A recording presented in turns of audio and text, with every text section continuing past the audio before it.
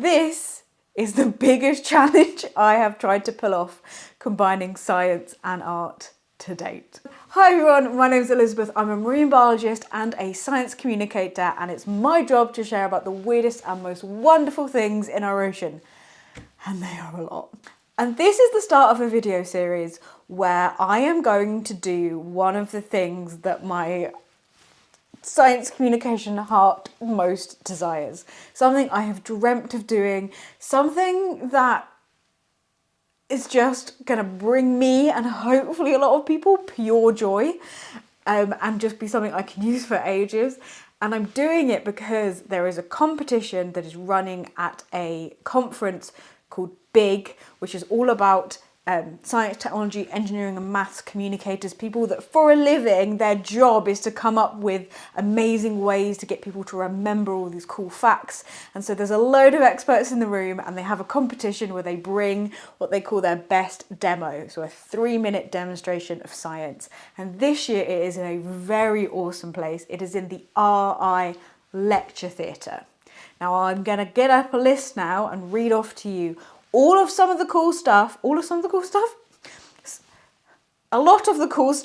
that has happened in this specific location, and why that then feels even more exciting to try the idea that I have. The RI Lecture Theatre, for anyone, I suppose in the UK, but I don't know if they're shown elsewhere, is where the Christmas lectures are held. So every year there's a big Christmas lecture where a scientist is invited to come along and talk about bits of science and everything, and it's just this really prestigious and really cool thing to get to do and be part of. But there are lots of other things, and I'm reading off a list because there are so many.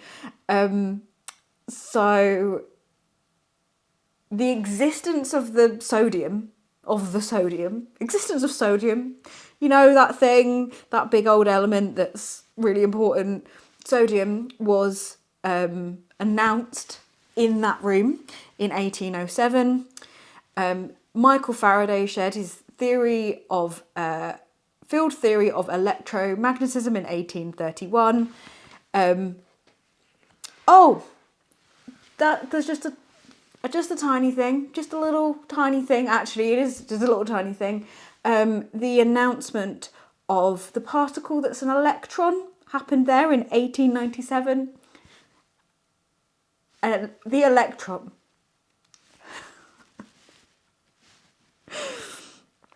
There are so many others. There was over 25,000 lectures have been delivered there over the course of the history of this place.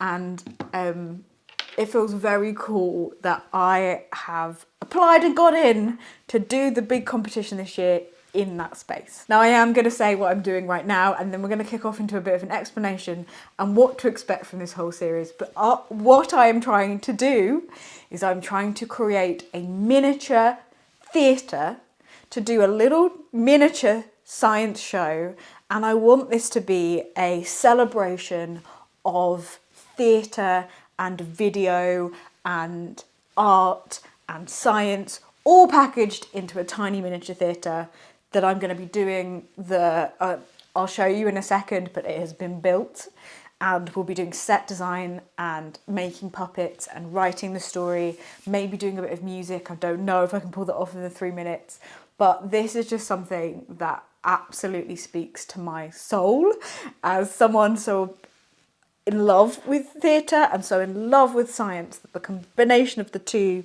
and getting to do the art and the design, I can't wait. As you can tell, I'm very excited. And today we are going to be looking at the theatre itself and hopefully designing and doing the front of the theatre. So that's the thing that's going to change regardless of the shows that I do. And then next time we'll be looking and designing the set of the theatre, and I also want a video on the story and the puppets and making those. And then I will take you along with me as I practice, as I go to the RI Lecture Theatre, as I do the actual competition thing, which will be filmed. And I am committing now to tell you that I will share that with you regardless of how it goes, because I am fully aware I could flop. I've got one chance to do something that is very ambitious, and if I forget my lines and if I forget everything, well then I will still show you, because I suppose that's showing the humanness behind the attempt. But touch wood, touching the desk is going to go great. I hope. Oh, I'm so excited. So without going on any longer, let me go and get the theatre. Let me show you how it's built. Let me introduce you to my amazing little sciencey show thing. And then we will get on with designing the front of it and getting into actually pulling off what I can see in my head. I can see it. I've rehearsed it. I've almost in my head seen the puppets. It's just been months and months and months building up to this. I'm so excited to actually get going. Let's start. So this is my miniature theatre. I can't believe it. It was incredible. So I'm very, very lucky that I have an awesome, awesome dad who's also a carpenter, incredibly skilled at carpentry, obviously. And so I kind of went to him, and I have no brain for like, I can't see sizes in my head. And I had the idea, and I just went to him with all this like gibberish basically of like, it needs to fit in a suitcase, and I need it to be, I need this, and then if we have it and it's like A3 but not quite A3 so that I can paint in it, and then I want to do this, and then I have this idea and I want to, maybe if I fit that in there, and I was like, please, any chance you could make me a miniature theatre, please?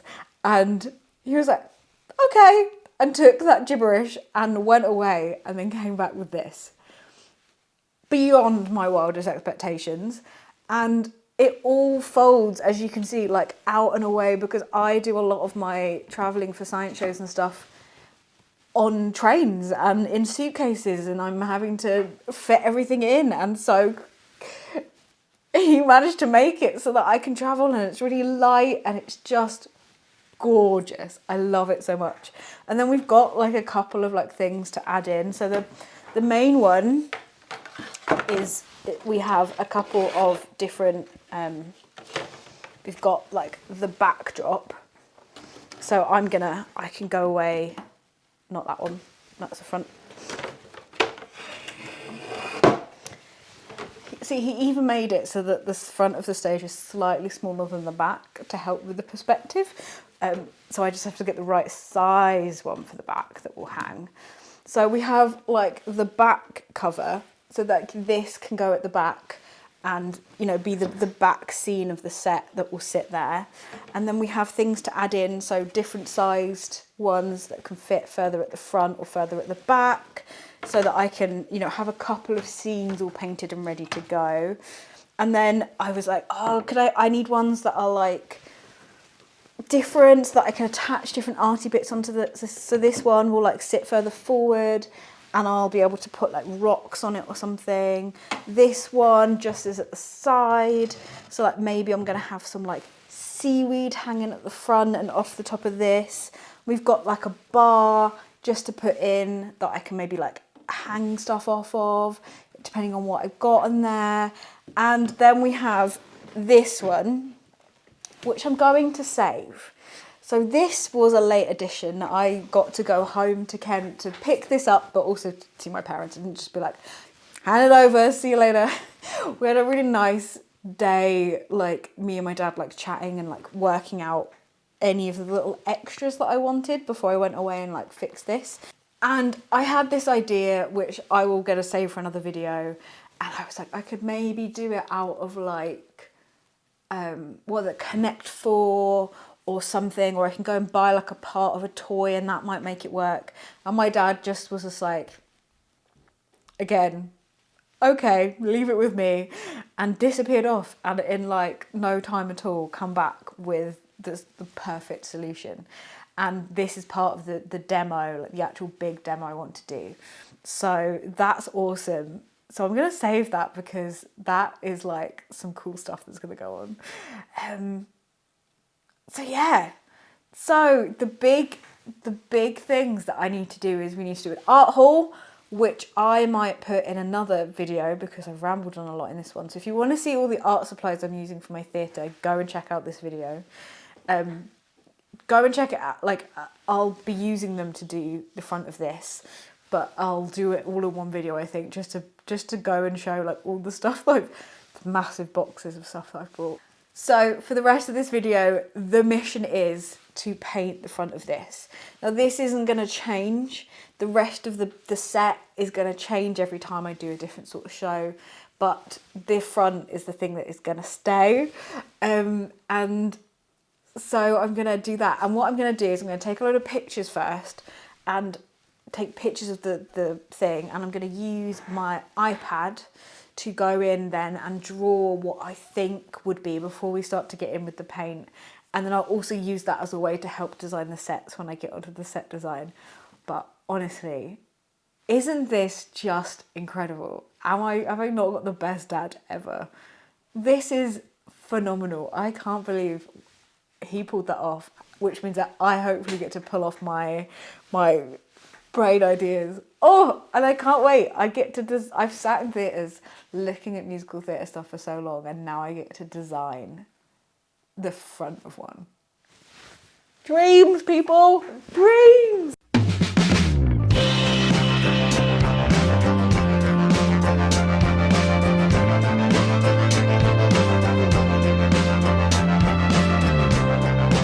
To design the front of the theatre, obviously it's going to stay the same. So I was thinking about all the things that were like inspiring and might feed into that.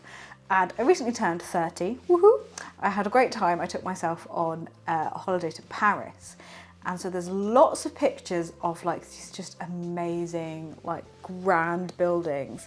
And I kept walking around and seeing parts where people had like, they weren't like embossed or raised up or engraved. They were just really well painted to make it look 3D. So I've put some of them into like a collage, and I've taken pictures of like the fronts of theatres that I've gone to see. So I've taken pictures of the front of theatres that, like, you know, if you're sitting and waiting, and like put some of them in a kind of collage.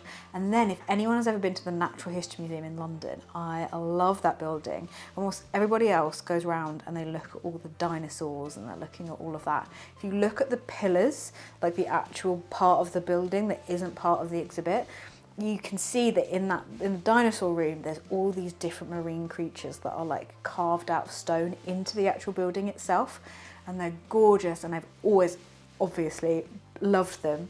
And so I've kind of put them in there, and I just want all this sort of inspiration of all these different things to fit in. And part of the other thing that's like going around in my head is like this Atlantis inspired kind of, you know, theatre, and I've bought some silver leaf foil, so maybe we can have some like flowing stuff. So I'm gonna I've downloaded everything and put it into Procreate, and I'm gonna sit and I'm gonna sketch, and we're gonna come up with a couple of designs, or one design if it takes my fancy, of what we can paint onto the front of this theatre. Isn't this the best? This is just the best. What else are we doing with my time? Nothing. I wanted to be doing this because it's amazing.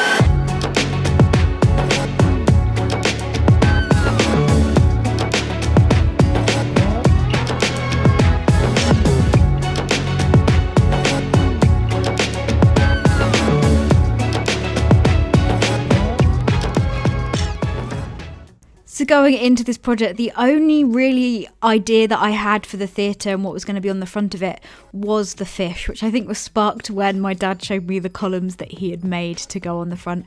I think we had like an initial chat maybe about columns, but I didn't really think that it would be like a feasible thing to pull off. Like I thought maybe I'd have to like paint them in or something, but they're just so cool that I had to sort of make the most of them being there, and this idea of the sort of theatre being an underwater sort of space that you can see these fish swimming around in was really, really cool. And then I just knew that I wanted UK marine species, and that's just because you know, that they're the species I grew up with. That's where I live. It's amazing sea life here that is often sort of underrepresented or just under loved compared to maybe some of the tropical things. So I wanted it to be a sort of celebration of UK sea life. But apart from that, it was just a lot of sort of back and forth of trial of different things. What species did I want to include? What fitted into the spaces? I really here wanted seaweed sort of growing up the sides as well, and I'm just putting lots of wiggles in right at the start because I knew I wanted to maybe try and get as many different species in as possible. And then this was just an idea I always wanted from the start, is obviously barnacles are so close to my heart. I love them so much, and the idea of having these like barnacle encrusted rafters right at the top of the theatre is just so special to me, and definitely something I sort of wanted to include to make it look like the theatre had been like biofouled, which is what I studied for so many years, and all my research was about the sort of sea creatures that grew on man-made things. And then just trying to sort of work out what the colour was, I really didn't have an idea. I think going into it I wanted to think of something that was maybe like a stone, looked like it was sort of like an ancient Atlantis sort of carved space. So that's sort of why I started with this sort of muted blue sort of tone. But you'll see as the theatre kind of evolves, it very much changes from that. And I'm really pleased that it did. But the one thing I really did want to keep was I wanted the front of the theatre to be somewhat monochrome, which is completely the opposite to what I usually do. I usually love to chuck a load of colour in there. But I know that this is going to be the front for quite a lot of different shows. And so as much as I want it to be this amazing thing that you see, as soon as the show starts, I want the focus to be pulled on that. And it really is awesome just getting to do an art project where you're having to think through all stuff like that. It's just so out of my wheelhouse, and it's just so incredible. I think it's such a human thing sometimes to really box up what we can do, because I mean, I'm not being paid to make this. I am spending my own time doing this. This is like a creative commitment I've given to myself. But even then, you know, I've fallen so in love with theatres and performances and stage, and I love marine life. But why? Because I chose the marine life journey to go down. I mean, being a marine biologist is just one of the greatest joys of my life. But just because I've gone down that route, why then does my brain go, hey, there's no way you could also sit there and design a theatre, not even in my own time. And this is just a project that is that creative commitment to myself to be like, hey, you can do that. Like, you can make this your own thing. And I'm just very lucky that I also have now become a freelancer and I can make this within my business and it be like a thing that I can actually use and perform in my work and things. But I just love the idea that if there is anything you are thinking of doing that is some sort of creative thing and you're like, oh, I could never do that, please just try and give it a go. I mean, we're very early on in this experience in the videos that you're going to see, but it really is just one of the best things I have ever got the chance to try and do. And I just want to really excited for you to see this journey. Okay, excuse me while I be a bit cheeky and I'm blurring out the name because it will be a lovely name reveal later on in the video, but there's a little thing that I didn't actually end up including that I wanted to share about. I wanted to see if I could make like a little sneaky wellies thing in there. Wellies are so important to the channel. A lot of the time my like catchphrase is like sea creatures you can find in just a pair of wellies, but I couldn't manage to find a spot where I could put them in. So let me know if you think that I should try and put some sort of like ode to wellies backstage at the theatre at some point if you'd like that idea. As it is painting time, I am in painting clothes. Oh, and I am also not focused. It's fine. Actually, if you want to just focus on the theatre camera, that's fine. This is the important. This is my baby. So because we're now getting into the painting section, I have tied my hair up, got a t-shirt on that I wouldn't love to get paint on, but I wouldn't mind too much because it's already full of colour. And we're going to paint the front. I am actually like sad to say goodbye to this. Like, this is the front of the theatre that I have known for the entirety of just the little mini theatre's life. Yes, I'm getting sentimentally attached to the theatre. Of course I am. And yes, I'm getting upset that I have to paint over it. I think maybe because I just love this so much that actually I think it could probably, like, you know, I think it looks good enough to like leave. but not really, because the plans we have for it are so exciting. I just don't want to ruin it. I don't want this gorgeous theatre to just get like ruined by me. But I also feel like I could just paint over it again, and that is definitely an artist's way of thinking. It's like, oh my god, I'm gonna ruin it. This is everyone talks about the blank sketchbook page. This is almost like sketchbook page. I'm just painting this white. This is the first phase of gessoing it. So I don't know what before artist blank page is, but whatever that is I'm having, it's gonna be fine. So first mission is just to paint it white. I've never used gesso before. It is a universal primer for stuff like canvas, wood, paper, and says 2 or more coats is the best thing. So I'll do 2 coats and hopefully it'll be good. Okay, let's do this. Just so intrigued to see what this gesso is. Mainly because maybe I've just watched other art YouTubers use it, and it's not often that I don't have like a new material I've never used before. I want to smell it. Oh, you can smell it. I'm glad I didn't go in to smell it. That smells strong. That smells strong. In here. I wonder if I'm just ruining. Maybe I shouldn't have used my nice new paintbrushes for the primer, like right away. Thinking about it. Should have maybe saved that for the nice paint. Done now. The thing is, everyone, you can't really art wrong. You just really can't. So just go for it. Right, let's go. I think I'm going to enjoy painting this just in white. I feel like it's just going to be a really nice, relaxing time. Yeah, you can't do art wrong. Most of my art is just what I chuck together and see if it works anyway, if I'm honest.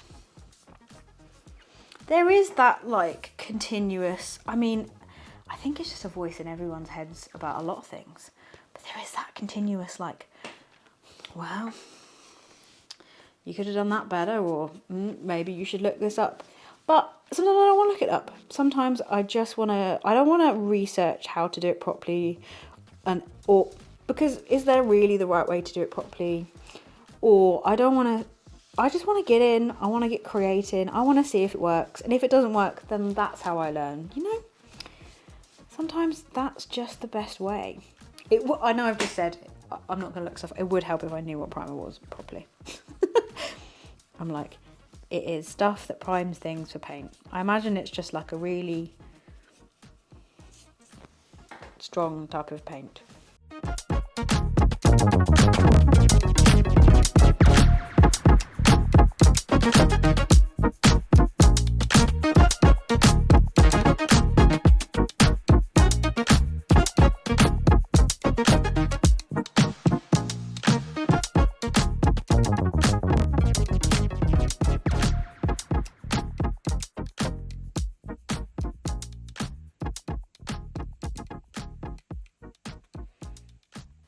Okay, so the frame has been gessoed. It looks really cool.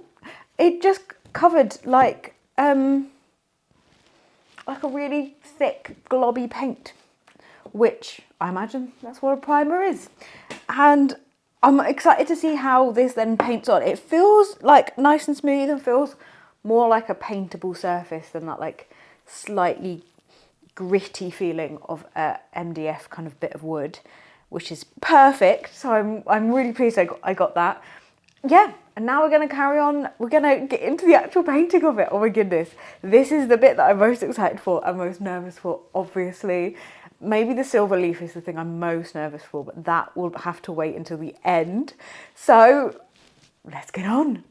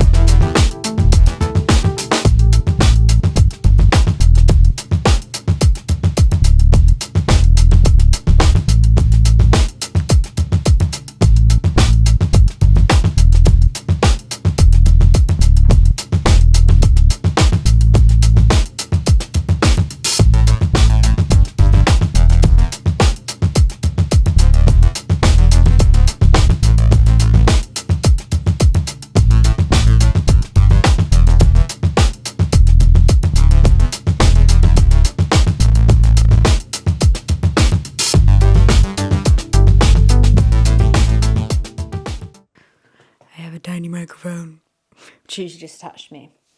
But I'm going to hold it because it's tiny and it's fun. I like how I've decided to hold the microphone the only time I am absolutely covered in paint.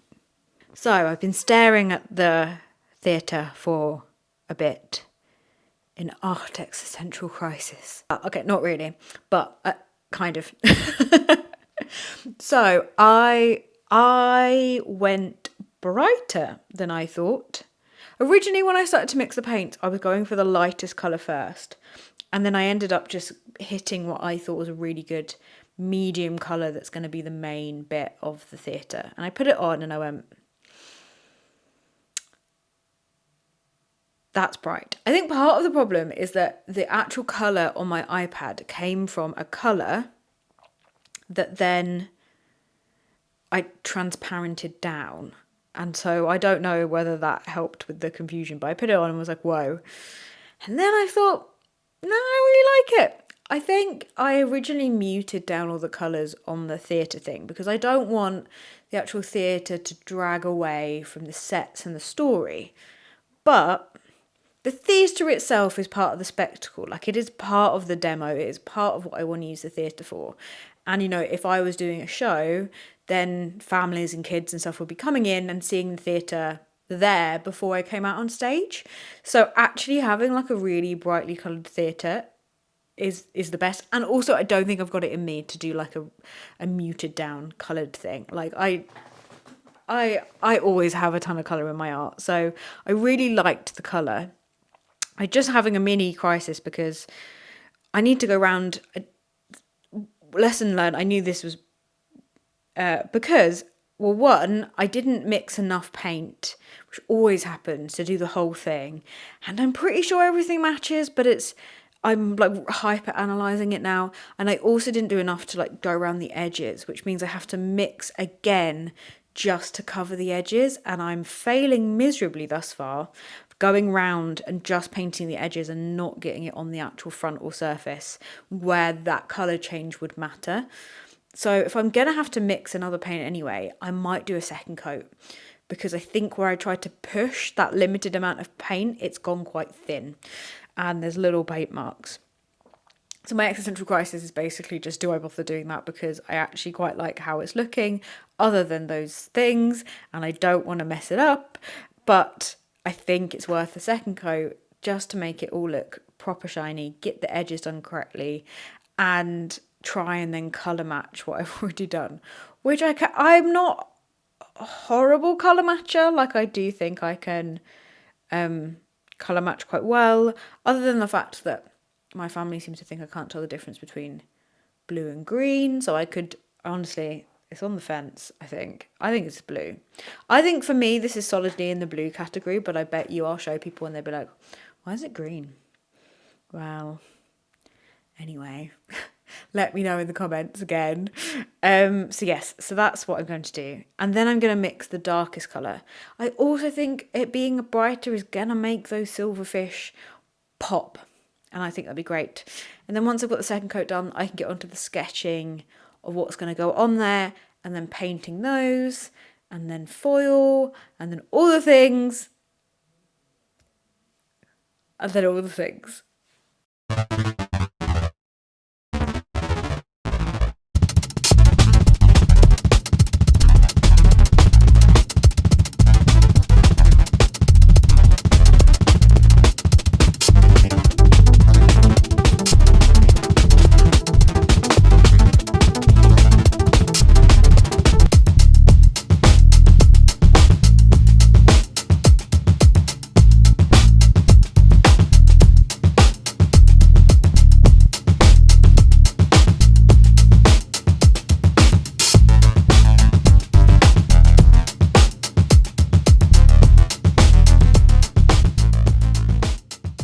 Okay, I only had a little moment of panicking because I thought I had ruined the colour, but I haven't. Honestly, I'm going to watch the footage back when I edit and be like, I just spent so long worrying about the same shade of blue. I was like, oh my god, it's such a different shade of blue. It wasn't. Spoiler, it wasn't. Okay, it's time to start sketching. I really like this being like the darkest colour. I think I'm going to try and put all the details in on this sort of same sort of tone. And yeah, it is so bright and so colourful. Like, you are going to see that as soon as you walk in the room, wherever you are. So that's really cool. So now I'm going to sketch, hopefully, with pencil on top of this, and then I can go in and start to paint the details. So I started off by faffing around trying to work out how to do 3 evenly sized column like shadows together. I wanted to get that out of the way, and then we got onto the fun stuff, which is trying to cram as many UKC creatures onto the front of this theatre as possible without it looking like a complete mess. And I wanted to go with different types of creatures that are from different sort of taxonomic families. I wanted loads of diversity on there of lots of different sea creatures, and also creatures that meant a lot to me as special parts of the channel or just amazing marine experiences I've had. And I was looking for an octopus for so long, and I just have the best memory of finding one with my family, which you can check out in this video here. So our first species on the theatre is a curled octopus, sort of half mixed with a common octopus, because I didn't want the tentacles to curl too much, because there was a lot sort of going on as I sort of went round and designed this, and I was just trying to keep the silhouettes of all of these different species as bold and unsort of finicky as possible, so that you could see it from afar. But I've played around, despite also drawing it on my iPad, with the locations of quite a few of the different species, whether I was going to include them or not, just because when I actually went in to draw some of the stuff on there, there were different sizes. I just started to feel differently about it, but it was quite a cool thing to sit there and like work it out. And drawing with pencil onto the paint, which then actually got rubbed out pretty well, like worked really good. So if people are thinking about doing that, it works. You can do it. Yay for mistakes and changing minds. So we have a common starfish is our next species that got put on there. I played around making sure to get that sort of classic shape. If you think of a starfish, it's so easy to just immediately go for that like classic star shape, but actually they've got these really sort of a lovely shape to their body that I have seen and drawn many a time. And of course it was a throwback or a shout out to the last time I entered the big competition, where I made myself into a human-sized starfish. I mean, a human-sized starfish just rocked up at the competition, so it had to go there front and centre. Now, a common periwinkle is something that I really associate with my sort of childhood. There were loads on the beach where I grew up on, and when I went to uni I was so shocked that there were all these amazing different types of sea snails, and actually they get quite hard to ID. You have to like look at the shape of the shell and all of these different features on it. But I really just wanted a classic shout out to a periwinkle, because I think it is like a fan favourite whenever you go to the beach. There's loads of them here in the UK, and they're very just nostalgic and joyful, which is what this theatre is all about. I was also obsessed, and still am obsessed, with turtles. Now, you don't see them a lot in the UK. I've never seen a turtle in the UK, but I do know that you can find them. And so I had to give a shout out to turtles on there. And I picked the leatherback turtle, which I know you can find in the UK. So it's still like a shout out to them, and a celebration of UK sea life. And I think it's really cool because I'll be able to tell people, yeah, you can find turtles in the UK, whenever we talk about this theatre. So that had to have front and centre there. And I just love the shape of a leatherback turtle. It's so distinctive that I think you could just identify it or from like ages away, and I would just love the chance to see them in the wild. They're apparently massive, and I just can't get my head around how big they would be, and so that's going on there as well as like a little dream that one day I won't just be drawing it on a theatre, I'll be seeing them in the wild too. I love the next species we're putting on here. They are so charismatic. They have become one of my favourites on the rocky shore because they're so like camera hogging. If you put a camera into a rock pool, without a doubt, if there's a shrimp in there, it's gonna come up and want to be front and center. But I debated putting it on there because I think it's gonna be really hard to paint, because they're like transparent and see-through, but they've got these gorgeous blue stripes which actually fit really well, or this species does. This is what we would call like a common shrimp, and they are just stunning. So they were on there with that beautiful sort of angular body, and I was just at this point just really hoping I'd be able to pull it off, which, spoiler alert, I think I did. Yay! Oh, was I and ahhing about what was going to go around the circle? My goodness.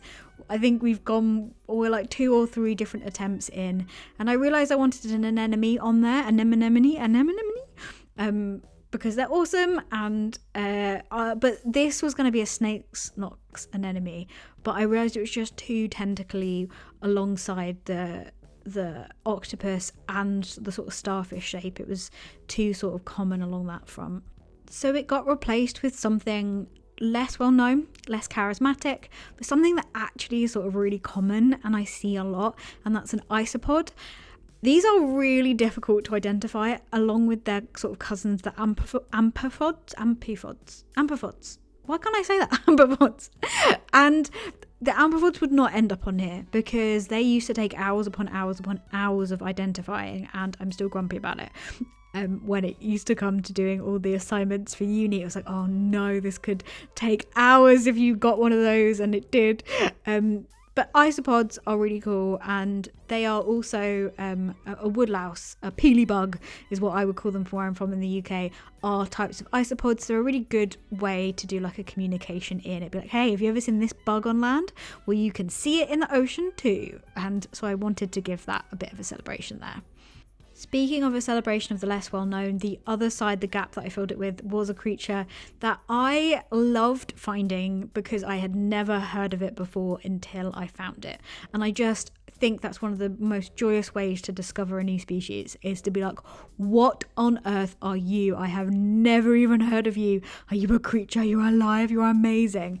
And in the wild, these are like beautifully bright red, and the first time I saw it was on a green seaweed, and it was just this beautiful pop of red colour, and it stuck with me ever since, and I just think they're so weird. And a stalked jellyfish is a type of jellyfish that just decides, you know what, I'm good, I'm going to plonk myself in a bit of seaweed and this is where I'm going to live. And quite honestly, that deserves to be on the theatre just for that vibe. I can't find the footage of me drawing the creatures that are in the bottom right. I've got a mackerel, which is a really beautifully striped fish. I wanted to make sure I had a UK fish species in there, and they also have such a distinctive shape that I really felt like a mackerel would be able to stand out from afar and be seen, and I could paint it that small and it be distinctive. And of course I had to have a nudibranch, a sea slug, on there, and I wanted to put the species on there that I saw for the very first time. A bit difficult to sort of paint, so I just kind of went with a silhouette of it because it was bright white, so all one colour, but it had this gorgeous sort of like skirt on it. And of course I had to celebrate that moment where after years and years and years I finally found one. And then I've also put in a limpet from sort of a top-down view. Now, a limpet was the first ever drawing I ever made from Marine Mumbles, and I always remember it. I love painting them, and it had to, of course, be on there. Now, what I'm doing now is I'm putting in the shapes for all of the barnacles. You could probably say that there's a couple of barnacle species in there as I paint it, but let's just go with one. And so far, we have, a drum roll, 10 species. 10 species are already being celebrated on this theatre just on the top. That is so cool. And the other thing I should mention, there's a bit of a gap underneath, but that gap is sort of there. You can see a faint line that outlines it. That's where it slots in to the theatre, so you wouldn't actually be able to see that. So I'm happy with the tentacles kind of covering and going into there, because you get the gist. You know, octopuses have got loads of them, they've got 8 of them, but I'm keeping the rest of it sort of clear because you won't be able to see that when it's put together. I always knew that these 2 wiggle corners, that's not what they're called, they've probably got a fancy name, I don't know what it is, were going to be the home for the crabs. It was a great space to put them in, and I'm saying them because I didn't just want to celebrate one species, I wanted to celebrate at least 2 species of crabs on this. Like, that's the bare minimum of theatre needs, isn't it? So this is a common shore crab. It's the The one, hence being called common shore crab, that you find all the time. I love them. They're the crabs I caught as a kid all the time, which is really fantastic. And then on the other side, we have a beautiful, beautiful devil crab, which is my favourite. I think it's my favourite species that is other than like a barnacle. And they're beautiful. They've got these beautiful blue legs, which works really well for the paint here.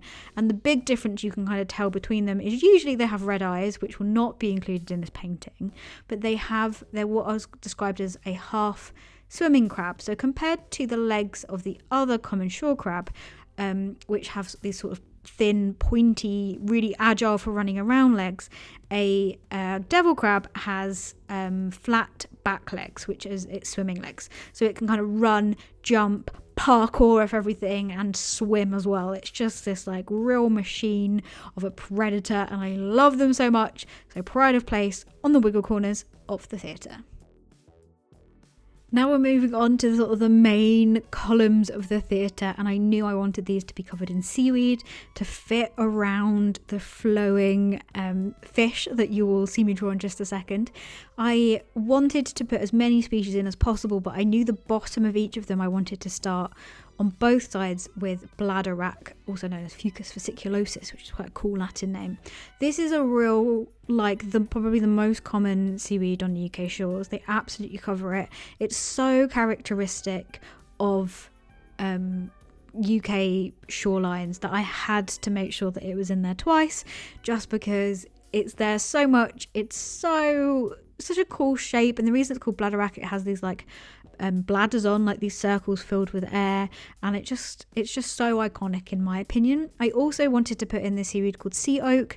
I think this is one of the most gorgeous colours of seaweed. I love the shape, and I've found some really cool sea slugs and stickleback fish that blend in there, and so I also thought that was a good shout as well. And then I started to put on the sort of columns of flowing fish, and the point of these is to sort of break up the actual columns themselves, make it feel like it's underwater. I wanted to go with that Atlantis-y vibe, so they're flowing over the front of the column and they're flowing around the back, and I love them, so I made sure I got both of those on each side in so that I could make it somewhat even. I really wanted them to be even in that front and not distract in that way, because you just want to look at the pretty gorgeous fish. And then I started to fit around all of the other seaweeds, and my seaweed book came out to make sure I was getting the species that I wanted and drawing them correctly, and just having a look at all the lovely seaweeds of the shores that you can find here to be inspired.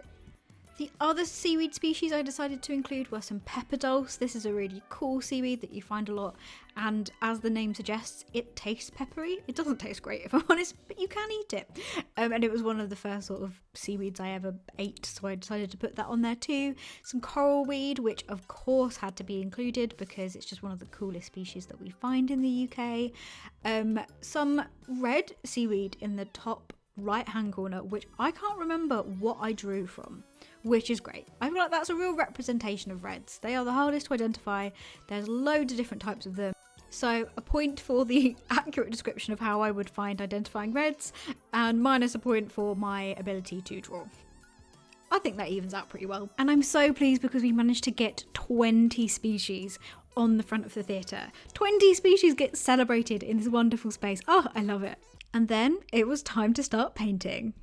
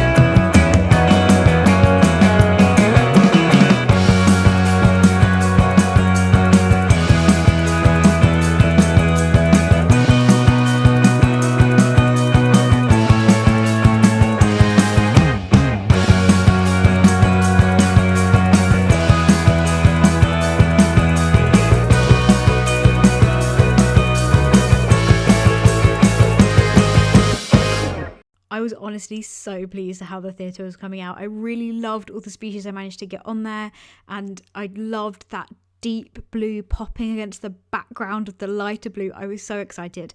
But there was an idea I wanted to try out, and I wanted to try it out digitally without committing to it. So I took a picture of the front of the theatre and put it into Procreate, which was so helpful in sort of making the decisions without committing.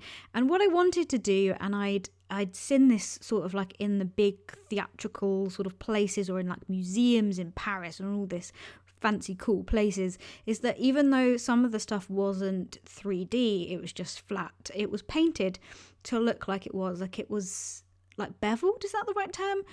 Like either carved into the structure or sort of popping out. I couldn't work out which way I wanted to do it. And originally the idea was to try and replicate that, but I realised that the more details I tried to add, the more I tried to be like, well, where's the light going to come from as the theatre changes?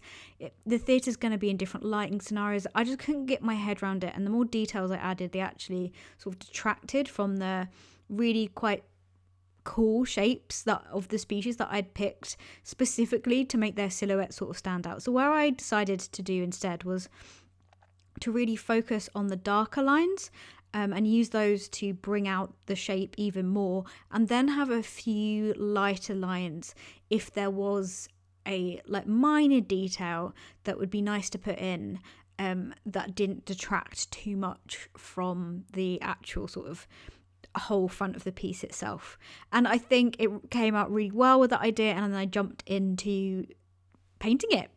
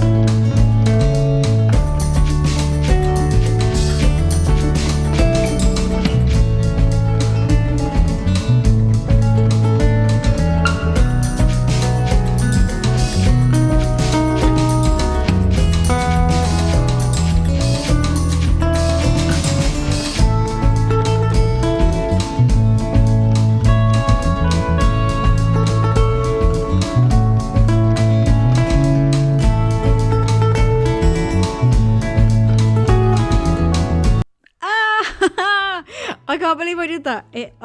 Honestly, I don't know what my paintbrush was thinking. It was just like, I just don't want to be in your hand anymore. It flew out. It defied gravity.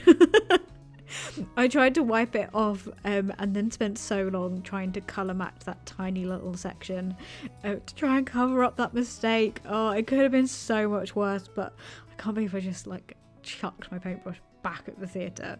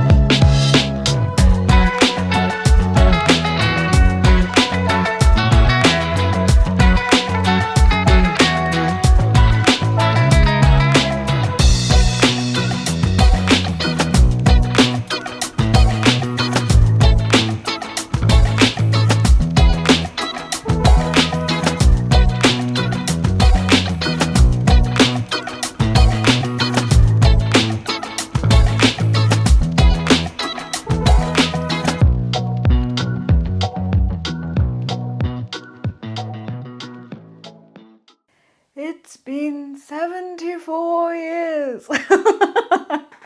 I mean, I can't remember if I've worn this outfit before or a different outfit from what I was in last time. It's been a few days. I feel like every time I'm going to carry on doing this series, it's just taking ages. It's going to be me in like, literally I've got 3 weeks now to finish this all off and I've still not done the front, so we're getting there. So, except for the rather scary bit at which I just lobbed my paintbrush at the previous artwork, or I didn't want it, which absolutely panics me. I think I've just about gotten away with it.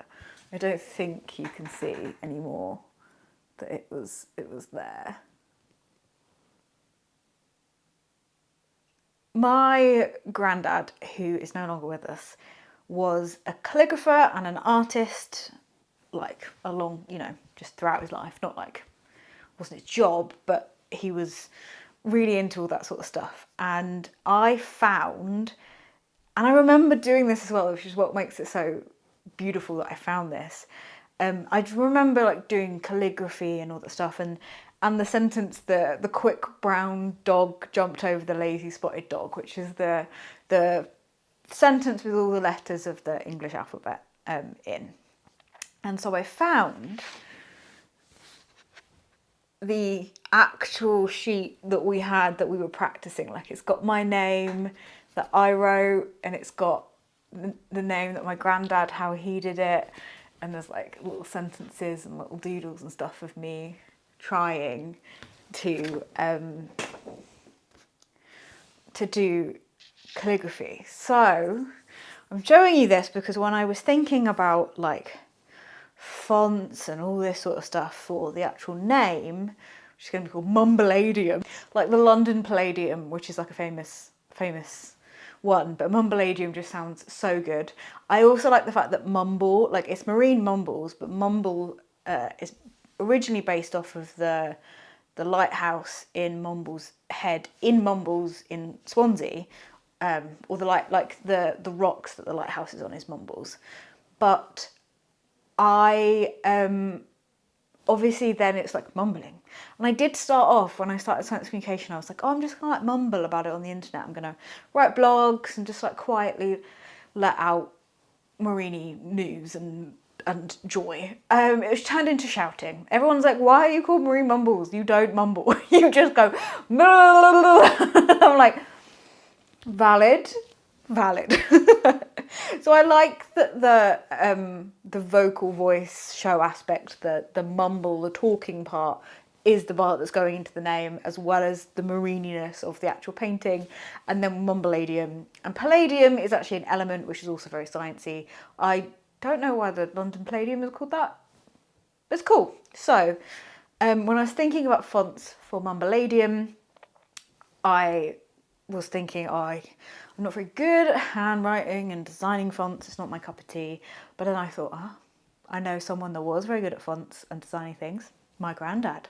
So I am going to take a picture of this. We don't have all of the things. I mean, my last name is Mills, so it's frustrating that we don't have the M. We have a little M, sort of, but it doesn't match there with Mills. We have a little M, but so I'll wing the rest of it, but I'm gonna take the L and the A and the B and the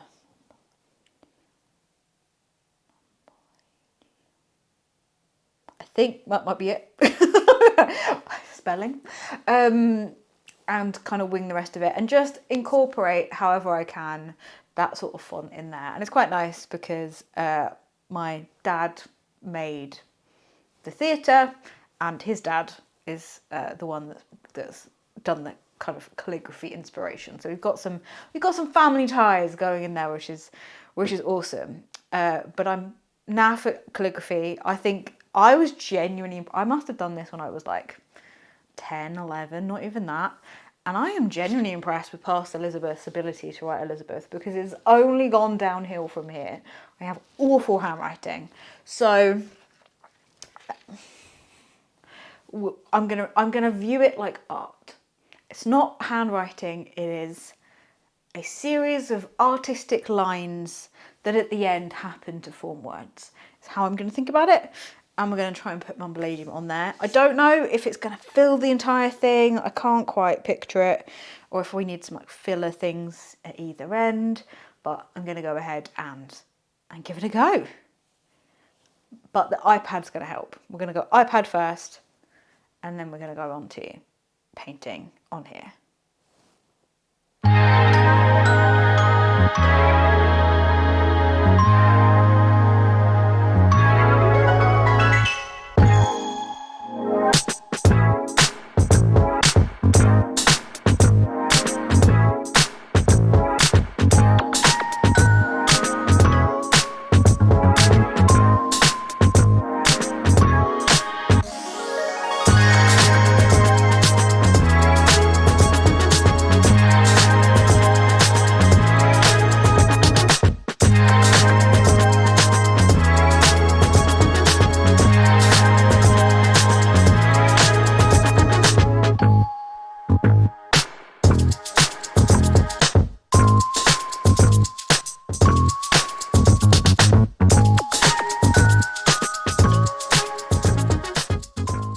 After jumbling all the text together, when it kind of looked like my own theatre was sending me my own ransom note, I came up with a couple of different ways to sort of write it.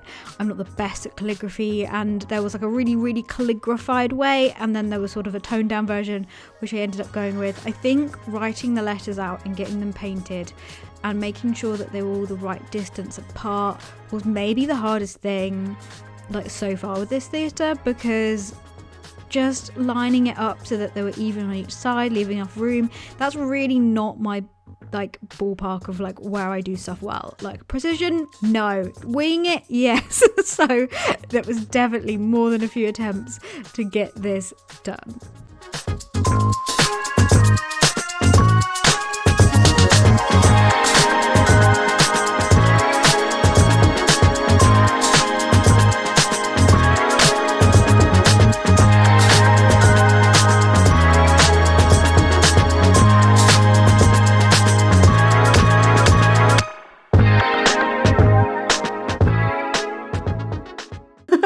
We went with a heavily inspired calligraphy-esque type, because I cannot do calligraphy for anything. But oh, it was looking so cool. I literally can't believe it's looking this awesome. The only thing left to do now is the silver leaf, and I am so excited to see what the silver leaf looks like.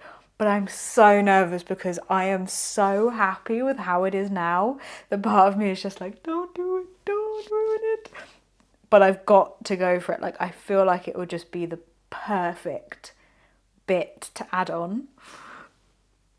I've never done it before, and there's not like really great instructions.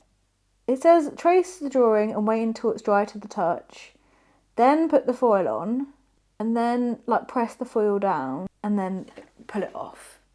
So the bit that confuses me about the putting the glue down, letting it dry, then putting stuff down, I'm like, does that work? I've had a few YouTube video Googles. I think it's got to be like tacky, not the runny glue. So I was going to do like a little bit, see if it worked. But I think maybe then, if we're having to wait for it to dry, then I'm just gonna paint all the fish. And then by the time I've got to the end, go back to the start and add in the silver. So we have this glue. You can do it. Well, I'm gonna blow it. We've got the glue here. And then we've got the silver, very shiny silver leaf. Oh, it's me.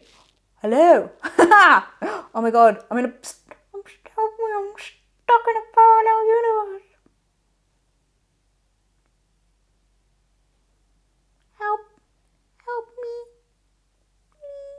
I'm gonna have fun editing that. So we've got three sheets of it, which I'm hoping should be enough if I cut it up into like little squares to put on each bit. Because there's a lot of fish, but I don't think there's that much area. We've just got to make sure we've got like enough little bits to cover it.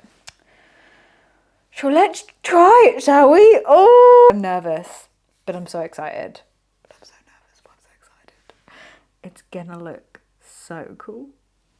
So I started the mission of getting these fish shoals swimming around the theatre, being shiny, lovely things, which actually turned out to be a rather long saga.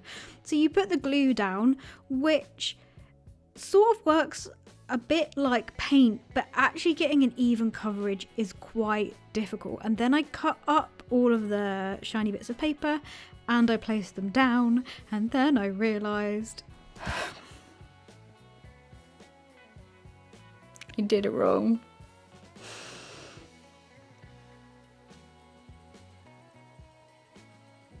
Oh no. I think I might have enough to just fix it, maybe. If it will let me glue back over it all again. So, this is the silver foil.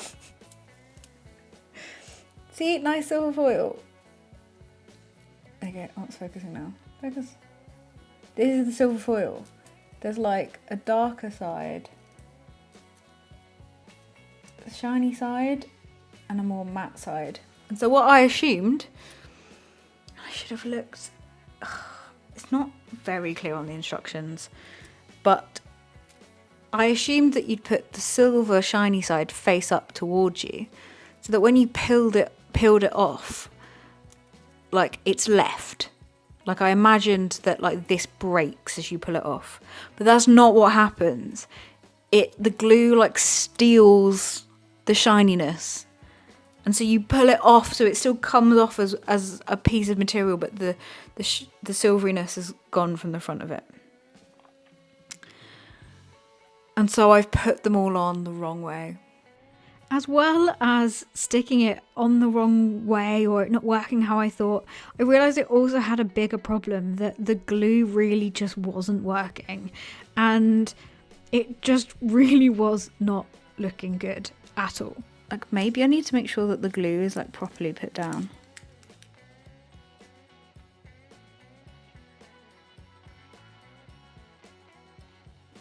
Or is it working and I'm just not glued it well? I don't know. Help me. Okay, I'm going to push really hard down on them. I'm going to put them on the other side. And then I'm going to leave them for longer. It does say with the mirrored side facing upwards. I really want this to work, please. And so I was determined to make this work. So I glued, reset them on, glued, reset them on again and again.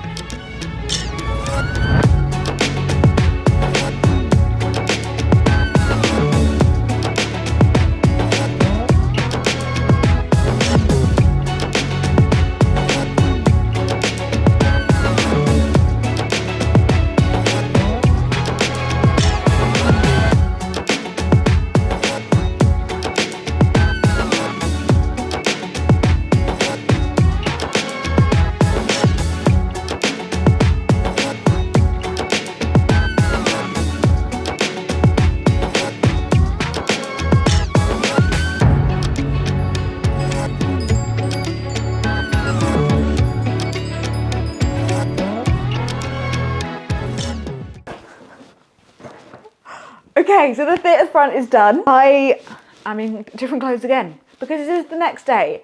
The silverfish ended up taking about 6 hours last night. I finished at about midnight. It is now the next day.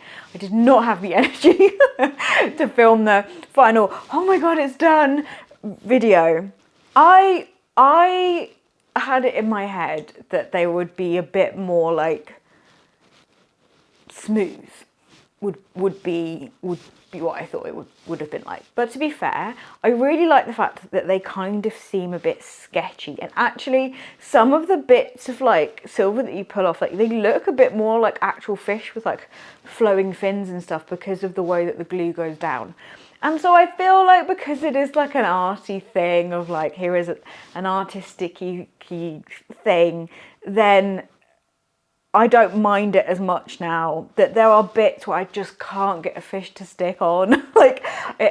And each time you try and put a new one on, you've got to leave it for like 20 minutes, then put them on. I'm leaving them for another like 10, 15 minutes, and then I've got to put it off. And if that fails, you try again.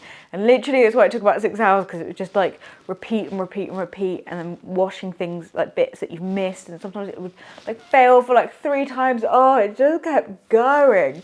And so I think I'm happy with what I got it to. Now the bit that I'm most happy with is, instead of going on the route of like a Posca pen or a bit of like silver paint, I don't know if you can see it from this far away, and I'll make sure I've got all the close-ups, but it really, really shimmers. And because I've got these like coloured mats down, it really picks up the different colours of those. So as I'm doing it and as I'm looking at the front of it, like it's silver in like the bright white light, but if you move, every way that you move and stuff, it looks like a rainbow. It picks up all the different colours that are like bouncing off and around because it's mirrored. And I just think that that's stunning. I think that's going to look really, really awesome in like a big room or in a show. And I want this to be something that like is maybe on stage as people come in. And so I'm not on stage yet, but this is there. And this gives people something to look at, something to like catch people's eye. And there's that moment when you walk into a theatre where I don't like looking up too much, like the theatres before I go, or like the sets or anything really. I want to go to theatre like knowing as little as possible and just like really soak up that experience. And so creating this, like this is what I wanted. It was like something where someone walks into a room and they go, whoa, that's really cool. Like I know it's only a small theatre, but I want someone to have that similar experience. Well, that's the goal that I would hope, because I think it's really cool to see. So I've saved putting it on the actual theatre till now, till today. I was so tempted to look at it last night because I wanted to do it on, like I wanted to show it on camera and just see the final thing and how it looks. I haven't put it on once. Since I've painted this, it has not been back on the big theatre, which is like the big little theatre that is over there. And so I'm gonna bring that over now and let's put that on and see what it looks like. And then that'll be the end of this video and we can start on the sets, which is a whole other video, a whole other load of things to do. And gotta get on. So this is the theatre without the front on. It's just, oh, it's going to pop so much. I can't wait to put it on. I've got a couple of bits of set sitting there ready to be painted for the next video show. You know, make sure to like and subscribe and all that jazz. But I can't wait to see it on. Oh my goodness.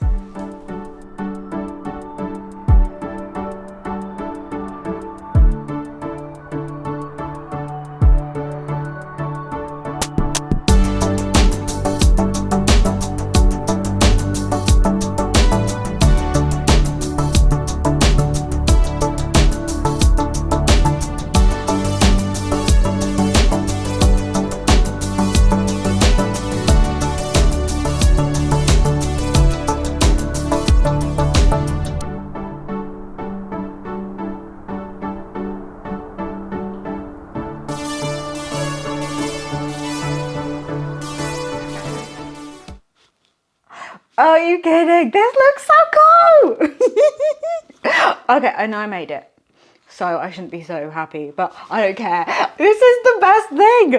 Oh my goodness. This is like incredible. Like, ah!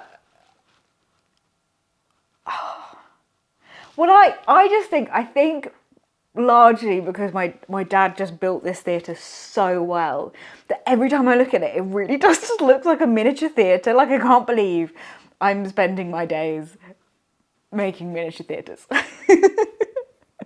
And yes, this is just how I like to spend my time. It's amazing. Oh my god, I'm so happy. A lot of the time when you make stuff, there is that bit of like, well, it wasn't what I saw in my head, but I enjoyed the journey, and sometimes it's better and sometimes it's worse. More times it's worse, or like you're like, didn't quite get what I wanted to do. But this is like, other than the fish, which I think still looks okay, it still looks good, but like the idea of it, I really think I needed the fish to like add that bit of jazz. I love the blues. I love that we went for that brighter colour rather than the slightly more washed out blue, because it just pops. It's so good. And I wrote this neat, everyone. This is about as neat as I could write it. This was about attempt 12 of like spacing out the letters, and then you have to remember that the letters are the same. It was miracle, little tiny miracle that gets written that neat, and I spelt it right, I think. Oh my goodness. My little barnacle encrusted rafters. I'm so happy. Okay, so thank you so much for sticking along for this video. This was just part 1. There's going to be the sets next, and we've got to do the puppets, and then there's the actual practicing and the going to London, to the Royal Institution, to that very fancy lecture theatre, to actually do the thing. And I'm so excited. And I'm also really excited because a lot of my friends are science communicators as well, and they're going to be at the conference, and I've decided to keep this idea secret. Because they get to watch the competition, and actually it's the audience that picks who votes. But because I know that they're going to watch it, and I feel like if I told everyone what I'm doing, they're going to like lose that surprise. And the whole point of this like thing, and I didn't tell many people what I was doing last year because I came in as a giant starfish, and I think people think I'm going to do something similar. And my friends this year, I just want them to like, a lot of this demo is about the joy and celebration of theatre, of shows. You know, I'm celebrating both the science and the show with this.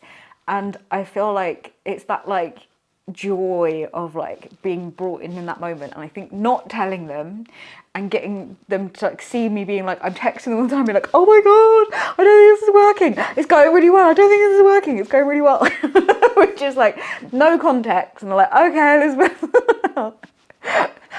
Okay, can you give us any hints? Tiny little pictures would be more useful. And I was like, I can't do anything, but oh my god, I really want to show you.